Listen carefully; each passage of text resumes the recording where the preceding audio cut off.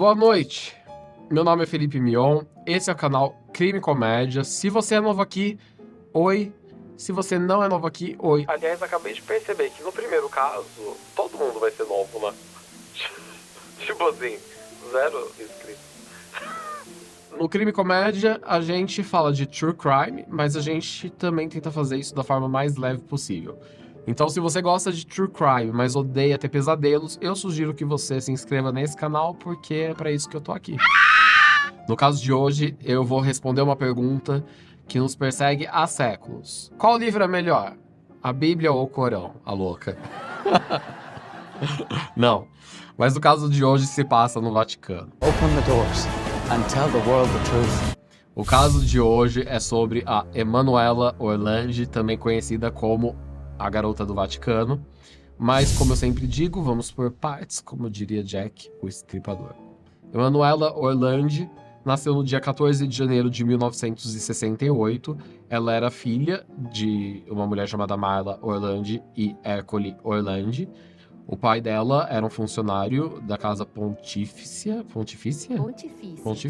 do Vaticano. Obrigado pela terra. E era responsável pelo agendamento de visitas e encontros importantes da agenda do Papa. O Vaticano, ou Cidade do Vaticano, é o menor estado-nação do mundo, mesmo que isso não seja 100% oficial. É uma cidade-estado que existe desde 1929, localizada em Roma, na Itália, e é governada pelo Bispo de Roma, o Papa. O Vaticano consiste numa área de aproximadamente 440 mil metros quadrados, e todos os habitantes que moram ali meio que trabalham de uma forma ou outra pro Vaticano, né? Lógico. É que nem eu moro no Brasil, eu trabalho pro Brasil. Que merda, hein? Sabia não? Segundo últimos dados de 2017, os dados de 2017, estima-se que tenha uma média de 1.000 habitantes morando ali dentro do Vaticano. Agora voltando para a família Orlandi. A família Orlandi servia ao papado e morava dentro do Vaticano há mais de 100 anos. E essa família já servia ao papado por 3 gerações. O pai da Emanuela, era um dos homens de mais confiança do Papa, que era o João Paulo II na época, e é por isso que desde pequena a Emanuela já estava sendo, aspas, treinada para seguir os passos do pai da família. A Emanuela era descrita como uma menina muito reservada, tímida e recatada. Desculpa dar risada, mas quando eu li recatada, eu lembrei naturalmente, né, recatada do lar. E o Vaticano, né? Se você não for descrita como recatada, tá foda. Ela também era muito talentosa na área da música.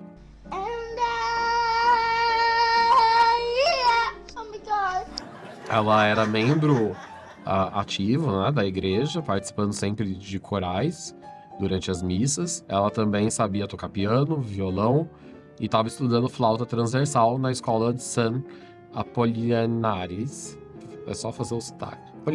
Apolinaris, que ficava no centro de Roma.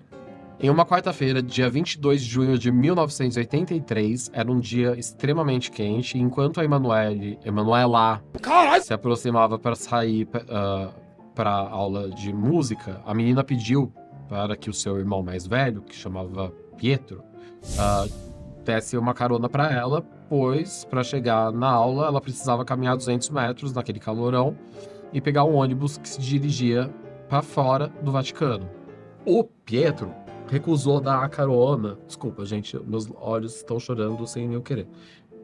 O Pietro recusou dar a carona e disse que tinha que ir a um compromisso, o que depois ele retratou, inclusive dizendo que esse foi um dos maiores arrependimentos da vida dele. E vocês logo vão entender o porquê. A Emanuela foi para aula de música. Ela estava empenhada em treinar bastante naquela época, pois no mês de setembro daquele mesmo ano, uma das irmãs dela iria se casar e ela iria tocar na festa de casamento da irmã.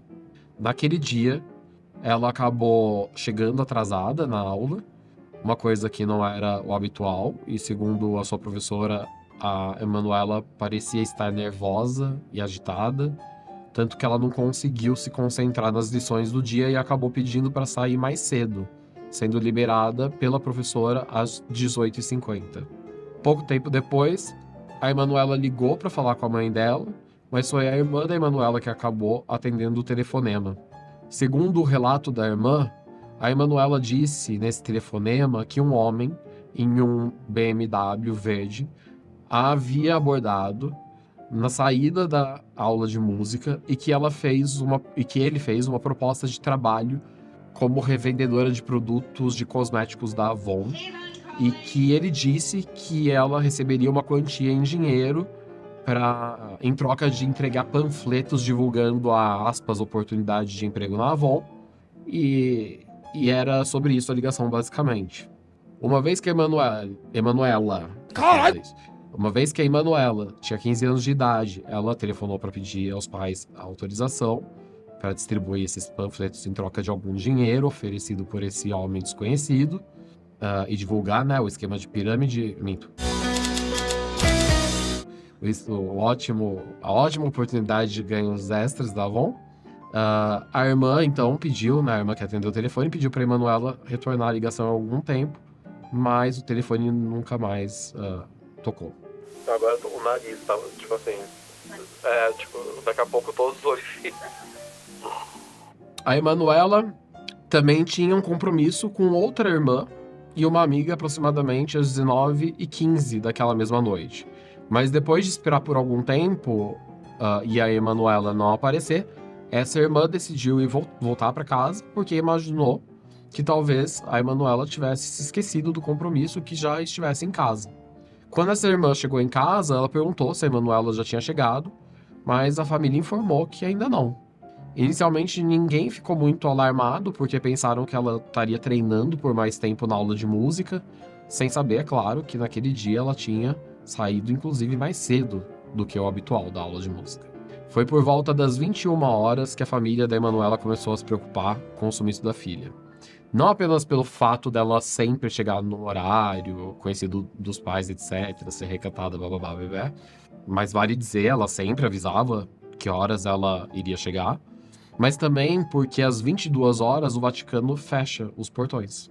Com medo, então, da Emanuela ficar do lado de fora dos portões do Vaticano, a própria família deu início às primeiras buscas. Eles ligaram para alguns familiares e amigos que tinham motocicletas e que poderiam percorrer um perímetro maior e mais rápido durante a procura, mas ninguém encontrou nada. Quando eles não encontraram a Emanuela, os pais procuraram a delegacia para registrar o desaparecimento dela. Mas eles foram informados pelas autoridades do Vaticano que ainda era muito cedo para isso e que deveriam esperar mais um pouco pela Emanuela antes de considerarem que ela estava desaparecida. Isso porque, segundo as autoridades, naquela época, muitos jovens e adolescentes estavam saindo de suas casas de dentro do Vaticano para morar em outros lugares, por não quererem servir a igreja ou trabalhar dentro do Vaticano. Tipo, ela tinha 15 anos, era recatada do lar, treinava para cantar no casamento da irmã, mas ela poderia ter decidido ir morar em outro lugar sem avisar ninguém, sendo que no mesmo dia que ela telefonou para a família para pedir autorização para trabalhar na Avon.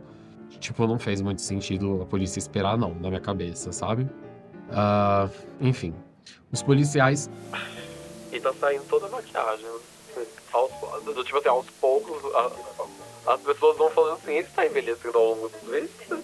Não, ela tem boa fixação. E também não é como se eu tivesse passado um monte, né? Quer dizer, eu passei bastante aqui, eu tenho uma mancha grande de idade, e eu não vou tirar porque aí vai, tipo assim, é de idade, vai subir. Gente, minhas tetas estavam suando, você ligou ao ar. Gente, porque, ó, porque né, minhas mamas estão quentes. Tem pizza e qualquer coisa é porque o bebê chorou. Ai, gente, o canal já vai ser bloqueado pelo YouTube. Meus mamilos. Vou contar histórias. Tá. Os policiais imaginaram que a Emanuela seria só mais um desses casos de crianças rebeldes e por isso não deram atenção ao caso. Mesmo seus pais insistindo que isso não era uma coisa que ela faria.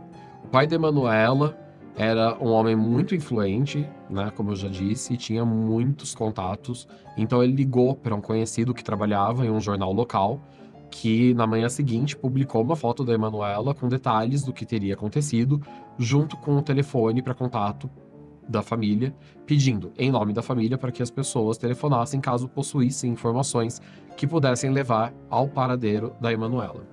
Os familiares então decidiram ir até a escola de música e lá eles ficaram sabendo que a Emanuela não tinha ficado o tempo a mais nos estudos no dia em que ela desapareceu.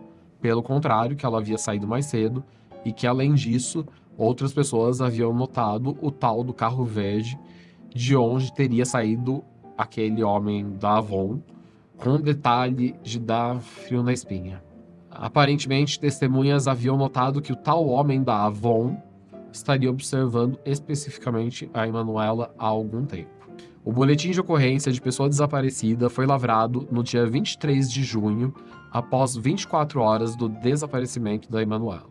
Mas, segundo os pais da Emanuela, os policiais não deram tanta atenção ao caso e pediram para que a família esperasse mais um pouco de novo. A publicação no pequeno jornal daquele amigo do pai da Emanuela surtiu efeito quando um outro jornalista de um outro jornal, já com projeção internacional, viu a matéria e ficou intrigado, pois, supostamente, ninguém no Vaticano havia desaparecido na história. Eu duvido que isso seja verdade, mas beleza. Esse segundo jornalista fez uma investigação particular, sem nem ao menos contatar a família da Emanuela, e descobriu que 2 testemunhas haviam visto uma menina junto a um carro BMW verde, entregando panfletos de cosméticos da Avon no centro de Roma, ou seja, fora do Vaticano. Ao mostrar as fotos, esse jornalista mostrou as fotos para 2 testemunhas, supostamente essas 2 testemunhas confirmaram ser a Emanuela, a pessoa que havia sido essa pessoa vista saindo da BMW verde entregando panfleto. Nesse momento, o jornalista, esse segundo jornalista, imaginou que a garota só havia fugido de casa, né, por causa desse relato dessas 2 testemunhas, e que isso não daria em nada, então ele encerrou essa investigação dele. Mesmo assim, o caso acabou ganhando manchetes e chamou a atenção de todos, ficando conhecido como a Garota do Vaticano. Como o telefone da família foi divulgado naquela primeira matéria no jornal local, eles começaram a receber milhares de ligações com informações confusas e, para ser sincero, imprudentes, tipo povo ligando de cara para atacar a teoria de conspiração na cara dos familiares. Dizendo que tinham visto ela quando não tinham, que esperavam que o caso fosse resolvido sem confusões, etc. Tentando dar suporte para a família, mas na verdade atrapalhando, enfim, não é aquela coisa. Logicamente, no desespero, os familiares levaram toda ligação que eles receberam a sério. E por isso, não souberam filtrar essas informações e, por consequência, a polícia também não conseguia averiguar todas as supostas pistas. Tipo assim, eu sei que eu começo a ficar bravo com o meu olho, tipo, será que tá transparecendo? Em uma dessas ligações para a família recebeu a informação de que a Emanuela tinha sido vista tocando flauta em um campo em Roma. Um homem chamado Pierluigi ligou no dia 25 de junho e afirmou que havia conhecido uma garota chamada aspas, Bárbara, fecha aspas, que se parecia com a foto da Emanuela e que ela estava próxima a uma escola de música vendendo cosméticos. Em outra ligação, recebida no dia 28 de junho, um outro homem, que se apresentou como Mário e Luigi, meme. Enfim, o Mário disse que era dono de um bar próximo da escola de música que a Emanuela estudava. Que legal, né, saber que tem bar no Vaticano, não sabia. E esse Mário, ele afirmou nesse telefonema que ele havia conhecido nesse bar uma garota chamada, aspas, Barbarella, fecha aspas, ou aspas, Bárbara, fecha aspas, e que vendia produtos de cosméticos e roupas. A tal Bárbara ou Barbarella teria confessado a esse estranho, Mário, que havia fugido de casa, mas que queria voltar para ir ao casamento de uma irmã. Segundo o Mário, a menina estava com cabelo curto, mas ele tinha certeza que era Emanuela. E ele disse que ela chegou a confessar que ela se arrependeu de não ter ido se apresentar um trabalho escolar. Fato que, em superfície, parece relevante, e pareceu relevante à família, pois a Emanuela, de fato, tinha mesmo um trabalho para ser apresentado durante esse período, Mas eu digo relevante em superfície porque aos 15 anos de idade, todo adolescente tem um trabalho que logo tem que apresentar no colégio, certo? Trabalho sobre o quê, Mário? Pergunto, né?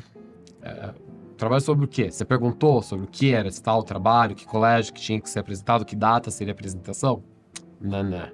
Ao mesmo tempo, outras pessoas tentaram se aproveitar e ligaram pedindo dinheiro em troca de informações, né? Pessoas bem escrotas. Outras se diziam ser as responsáveis pelo sequestro da Emanuela e até mesmo organizações criminosas passaram a ligar assumindo que teriam sequestrado a Emanuela e outras meninas que estavam desaparecidas na Itália. Enfim, um pandemônio, né?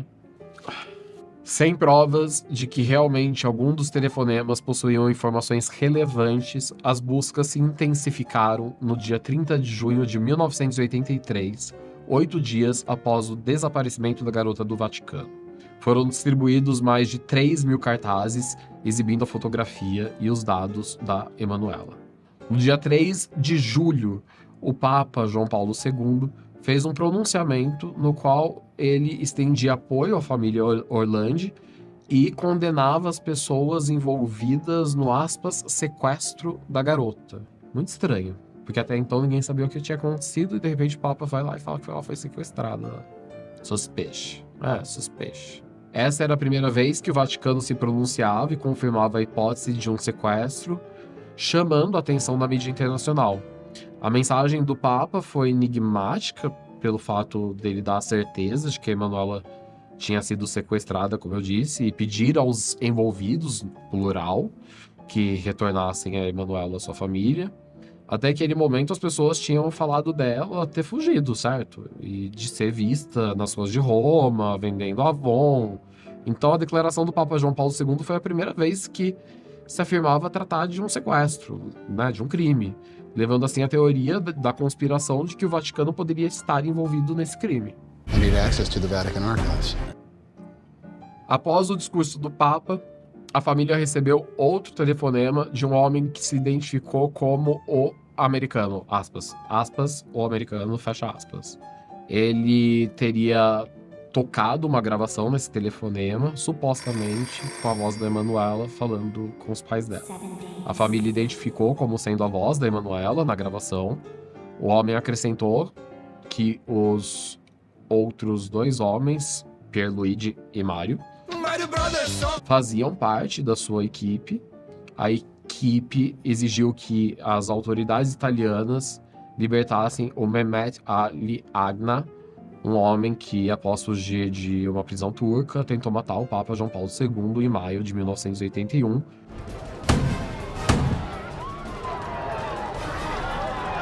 E que, se não o libertassem até 20 de julho, matariam a Emanuela. Esse teria sido, segundo essa terceira ligação, o motivo.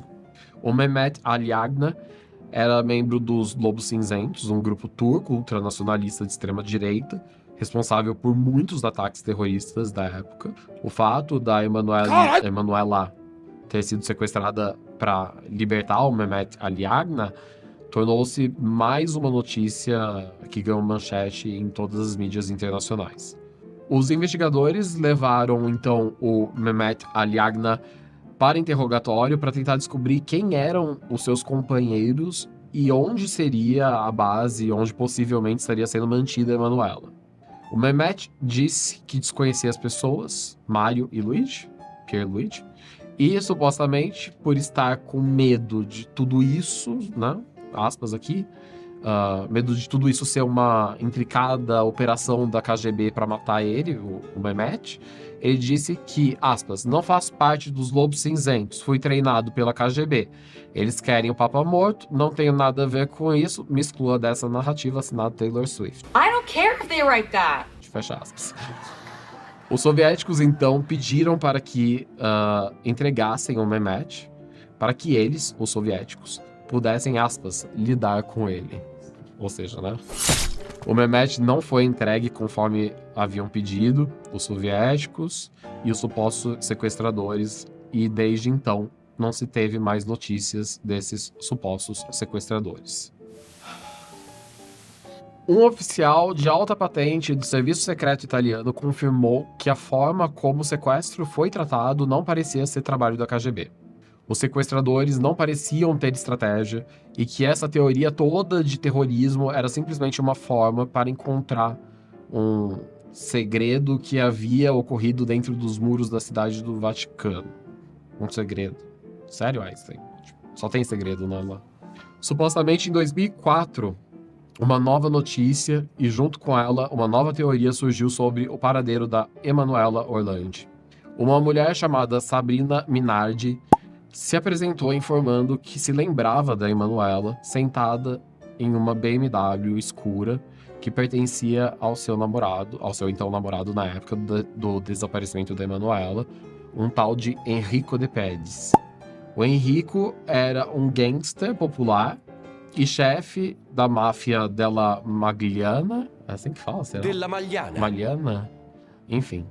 E só após o seu falecimento em 1990 foi quando a Sabrina, essa ex-namorada dele, tomou coragem, segundo ela, para contar a verdade. Segundo a Sabrina, o Enrico de Pedis, sobrenome dele, pediu para que ela levasse a Emanuela para uma casa em Jesus amado. Torvaianiaka. Torvaianiaka. Eita, pô. Foda. Charles é foda, multilink. Segundo a Sabrina, Torvananiaka. Caralho! Itália Central. Ai, Jesus. Enfim. Cidade de Jesus. Torvananiaka, na Itália Central. Segundo a Sabrina, o Enrico de Pedis pediu para que ela levasse a Emanuela para uma casa em Torvanaca, na Itália Central, por alguns dias. Ela teria até mesmo pensado em dar um jeito de tirar a menina do carro para que ela ajudasse a menina a fugir, mas ela notou que a garota havia sido fortemente drogada e que não conseguiria escapar sozinha. A Emanuela, segundo esse relato da Sabrina, foi mantida na casa por 10 dias sendo drogada para não reagir. Após o tempo esperado, a Sabrina foi obrigada a deixar a garota perto de um posto de gasolina do Vaticano durante uma madrugada. Lá... Essa parte é mais interessante, só que eu queria ler direito. Lá, uma Mercedes preta com a placa do Vaticano teria parado e um padre, ou alguém vestido como padre, teria descido do carro e puxado a Emanuela para dentro desse carro, tirando ela daquela Mercedes verde e colocando nesse novo carro. BMW verde e colocado numa Mercedes. Ai, gente, não entende nada de carro. A gente acha, Mercedes. O tal padre, então, teria ido embora com a Emanuela e nunca mais a Sabrina, né, esse relato todo da Sabrina, viu a Emanuela ou ficou sabendo da Emanuela. Quando a Sabrina questionou o Enrico sobre o que teria acontecido com a Emanuela, o que estava acontecendo, ele teria reportado que tudo tinha a ver com, aspas, poder, fecha aspas. Outro chefe da máfia Bella Magliana, chamado Maurizio Abatino, afirmou que, enquanto esteve preso, foi notificado pelos seus comparsas sobre o caso da Emanuela Orlandi e que se tratava apenas de um crime por dinheiro. Segundo Maurizio, a máfia havia dado dinheiro ao namorado da Sabrina e que essa grana foi depositada nos bancos do Vaticano e que a grana nunca foi devolvida, pois acabou sendo usada em um esquema de fachada do próprio banco que estava envolvido em esquemas de lavagem de dinheiro que, eventualmente, né, a gente descobriu não faz muito tempo que, de fato, estava. Segundo ele, em meio ao esquema de lavagem de dinheiro do Banco do Vaticano, houve uma perda imensa desses valores, o que irritou a máfia, que teria realizado o sequestro da Emanuela a fim de, aspas, enviar uma mensagem ao Vaticano para que lhe devolvessem o dinheiro, fecha aspas. Mas aí fica a dúvida, por que a Emanuela e não a tal Sabrina ou o namorado dela? Enfim, por que ela teria sido escolhida? Afinal, lembra que eu disse que todo mundo no Vaticano trabalhava para o Vaticano de uma forma ou de outra? Então por que teria que ser uma menina de 15 anos, né, gente? um outro criminoso chamado Marco Assetti afirmou que ele era o tal, aspas, americano, do telefonema que eu falei mais cedo e que foi feito após o discurso do Papa sobre o caso. O Marco afirmou que no crime não apenas o sequestro havia sido planejado, mas também as partes que criaram falsos testemunhos sobre os avistamentos da Emanuela, por exemplo, no centro de Roma. O Marco, né, segundo ele mesmo, havia convencido a Emanuela a entrar em um carro, afirmando que seu pai estava em perigo e que ele poderia perder o emprego dele caso ela não cooperasse com esse cara. Depois, ela teria sido mantida em um alojamento feminino de baixo custo e eles teriam saído para passear durante as 2 primeiras noites, criando os relatos de avistamento dela pelo centro de Roma. Ele afirmava que tudo tinha sido planejado por uma organização secreta de sacerdotes que não acreditavam no método do Papa em lidar com questões relacionadas ao Oriente. A estratégia, segundo Marco, era sequestrar uma menina da província italiana e uma da província do Vaticano para pressionar as autoridades italianas e o Vaticano a cooperar com o crime organizado. Mas quando eles não obtiveram as respostas desejadas, chegou, aspas, ao fim. Seja lá o que isso quer dizer. Segundo Marco, a última vez que ele viu a Emanuela, ela ainda estava viva. O Marco Assetti afirmou que outro sequestro de outra garota, que se chamava Mirella Gregori, também foi realizado por ele. A Mirella Gregori foi sequestrada depois de sair de casa para responder a uma campainha. O depoimento do Marco Assetti foi descartado, pois ele já tinha um grande histórico de mentiras, que choque, né, gente? E de querer levar crédito sobre alguns crimes que não eram dele, só para ter atenção ou ganhar fama entre os criminosos.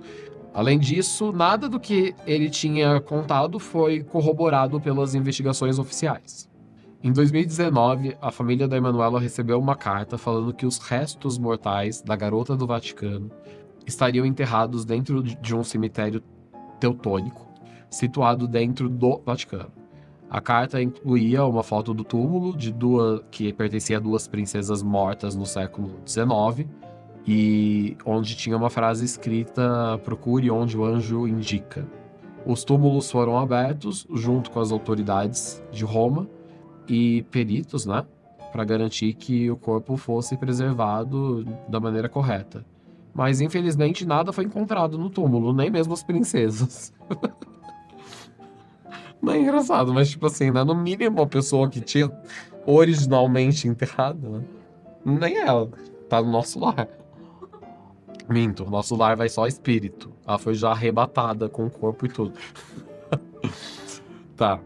Em abril de 2020, o caso da Emanuela foi encerrado oficialmente pelo Vaticano, alegando que todas as provas haviam sido exauridas.